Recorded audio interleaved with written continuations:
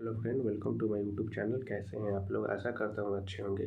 तो कुछ डाउट आ रहे थे आप लोग के, उसके बारे में इस वीडियो में आप लास्ट तक बने रहे। एक एक मेजर जो डाउट्स आए हैं उसके विषय में आज हम बात करेंगे, तो लास्ट तक बने रहिए इस वीडियो में। पहला जो डाउट आ रहे थे बच्चों के, बहुत सारे मैसेज आ रहे थे कि पैनल लिस्ट कब आएगा। तो पैनल लिस्ट के बारे में हम बात करेंगे। हर एक आरआरबी का अलग अलग डेट होंगे आने का, तो पैनल लिस्ट के बारे में जनरली बात करेंगे कि कब आएगा। दूसरा प्रॉब्लम यह है कि मेडिकल स्टैंडर्ड बहुत लोगों को पता नहीं है।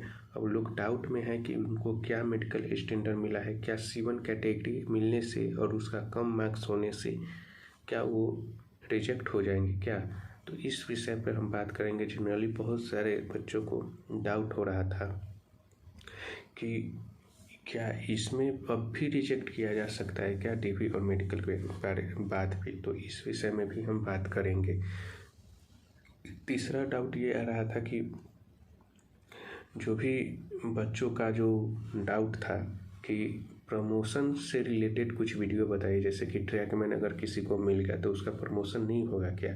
तो इस विषय में भी हम बात करेंगे कि प्रमोशन कैसे होता है, क्या आप किस जरिया से प्रमोशन आपको जल्दी होगा, तो उस विषय में भी हम बात करेंगे। तो एक एक चीज़ करके हम बात करते हैं। पहली बात कि पैनल लिस्ट कब आएगा। देखिए, मेरा अगर बोर्ड की बात किया तो मेरा साउथ ईस्टर्न रेलवे कोलकाता था, तो उसका जो DV है वो 1 तारीख को ख़त्म हो गया है और आज हो गया आपको 12 तारीख। तो आज जब 12 तारीख हो गया और जो कैलेंडर जो जारी किया गया था उसमें दिया गया है पैनल लिस्ट जो आएगा वो 15 तारीख को आएगा। ठीक है, तो आज 12 तारीख हो गया, संडे है, तो आज तो नहीं ये आएगा। कल से कभी भी आ सकता है 15 तक, या तो कल आ जाए या परसों आ जाए, मतलब 15 या 16 तक 100% आप लोग की पैनल लिस्ट आ जाएगी। ठीक है, क्योंकि 31 तारीख तक इसको फर्स्ट पैनल लिस्ट का ज्वाइनिंग लेटर भी देना है, तो कम से कम 10 दिन 12 दिन पहले तो आएगा ही पैनल लिस्ट, ये तो कंफर्म बात है। तो आप लोग की पैनल लिस्ट 15 या 16 तक आराम से आ जाएगी, उससे ज़्यादा टाइम नहीं लगेगा। ये था आपकी पैनल लिस्ट के बारे में। तो आप लोग ज़्यादा कॉल मत करिए। बहुत लोग क्या कर रहे हैं कि वहाँ कॉल कर रहे हैं, लोगों की मोबाइल नंबर ब्लॉक कर दिया जा रहा है। तो ऐसा करके आप लोग क्यों डिस्टर्ब करें, उन लोग को भी काम करने दीजिए बहुत बढ़िया से। फ्रस्ट्रेशन हो जाएगा, फिर दिक्कत होगा ना। तो आप लोग कॉल मत कीजिए। पैनल लिस्ट वो लोग खुद चाह रहे हैं कि बहुत जल्दी काम निपटाया जाए, उन लोग पर भी प्रेशर है। ठीक है, तो कॉल मत कीजिएगा। तो 15 तारीख से आप लोग की पैनल लिस्ट आनी शुरू हो जाएगी और वैसे ही सारा बोर्ड के लगातार आएंगे, क्योंकि 31 तारीख को ज्वाइनिंग लेटर देना है।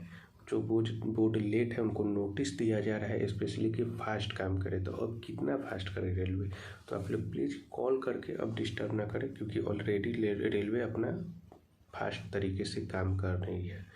ठीक, ये तो हो गया आपका पैनल लिस्ट के बारे में। दूसरा बात था मेडिकल स्टैंडर्ड, आपको क्या मिला है ये किसी को पता नहीं है। ठीक है, किसी को पता नहीं है। कुछ एक आध दो बंदे देख लिए हों तो देख लिए, वो भी क्या सही है, क्या वहाँ भी मेडिकल स्टैंडर्ड लिखाया है या नहीं, तो ठीक से किसी को पता नहीं है कि क्या मेडिकल स्टैंडर्ड उनको मिला है। अब बात यहाँ पे प्रॉब्लम आ रही है कि C1 कैटेगरी के पोस्ट कुछ जोन में देखा गया है कि घटाया गया। जैसे ACR की बात की जाए, साउथ ईस्टर्न रेलवे कोलकाता की बात की जाए, तो यहाँ पे 1200 सीट पहले था। ठीक, उसके बाद रिवाइज्ड वैकेंसी कर दिया गया इसको, और उसके बाद 500 के अप्रॉक्स आपकी वैकेंसी रह गई है C1 कैटेगरी की।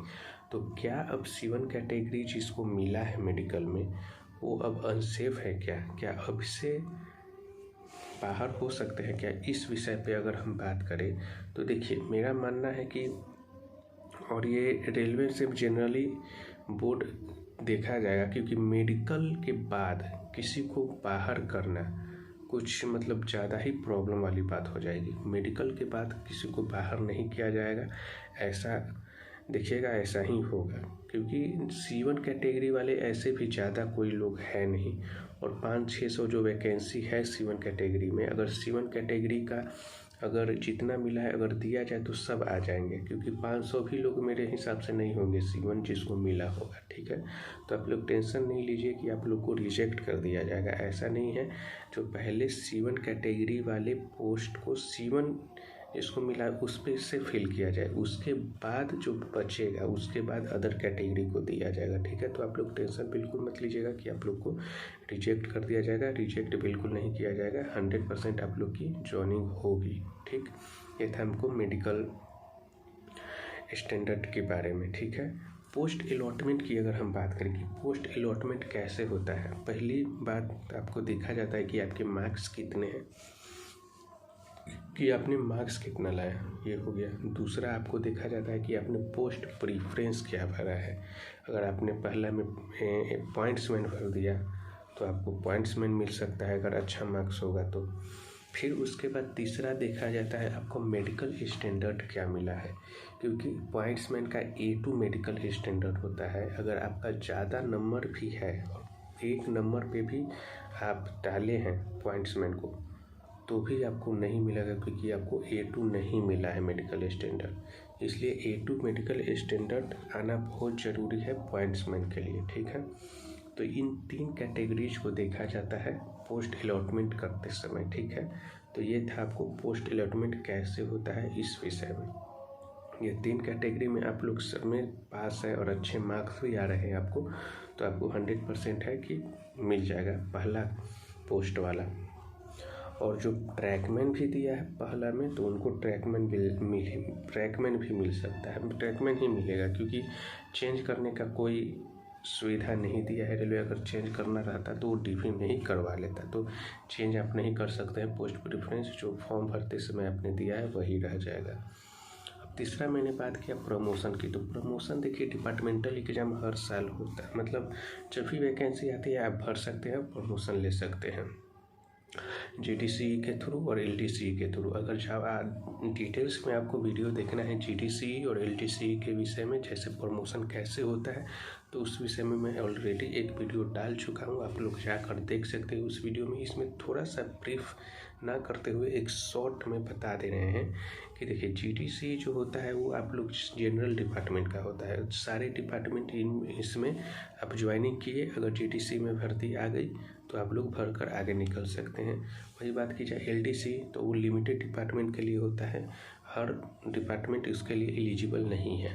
और वो भी LDCE जो है उसमें 3 साल काम करना कंपलसरी होता है, ऐसे आप नहीं है कि कोई भी भर सकता है, तो उसमें 3 साल काम करना मस्ट कंपलसरी है। लेकिन इसमें पॉइंट्समैन वाले को छूट मिलता है कि वो लोग भर सकते हैं, 3 साल नहीं भी कर लेंगे तो भी भर सकते हैं, उनको ये छूट मिला जाता है। इसलिए पॉइंट्समैन जो होता है LDCE और GDCE स्टार्टिंग से ही दोनों में प्रमोशन के लिए एलिजिबल होते हैं। इसलिए पॉइंट्समैन को फर्स्ट प्रेफरेंस में ज़्यादातर लोग भरते हैं, क्योंकि प्रमोशन इसका बहुत अच्छा है। ठीक है, तो ये था। आप लोग को कैसा लगा वीडियो आप लोग बताइएगा कमेंट करके। जो भी डाउट होगा आप कमेंट में लिखिएगा, उस पर मैं वीडियो बना दूंगा या तो कमेंट में आपको जवाब दे दूंगा। ठीक है, फिर मिलते हैं अगले वीडियो में।